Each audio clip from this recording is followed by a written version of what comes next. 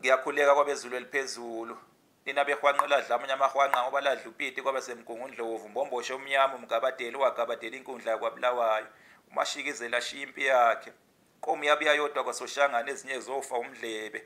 Ngiyanibingelela nina bezulu eliphezulu, nibingelela ukholo ngiwakwaKhumalo kwiKholo Khumalo TV ku-YouTube.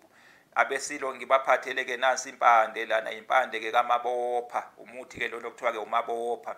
Le mpande-ke lena-ke iye igaywe ize-ke ibe yimpuphu-ke engumqotho-ke ekhothelwa-ke kwelapha-ke isisu-ke esibuhlungu nina beqhawe. Kanti-ke ibuye-ke ingene nasendukwini yokuchela ekhaya kuvimbela-ke umbane wezulu, inyoka, imimoya emibi ukuba-ke ingangeni-ke ekhaya nina beqhawe. Kubuye-ke kugqunywe kuphalazwe kugezwe-ke futhi-ke nangayo-ke uma ngabe-ke umuntu-ke ezoyobhekana-ke nenkosi noma nenduna-ke ezoyobhekana-ke namacala ebandla noma-ke ey'nkantolo. Kubuye-ke kugqunywe kugezwe-ke nangayo nina beqhawe. Kuthiwa-ke uMabopha-ke le mpande-ke lena nina beqhawe, nina bembube eshoba liyisilikithi.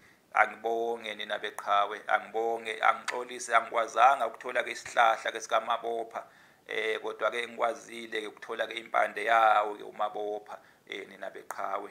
Baphile-ke abezulu eliphezulu.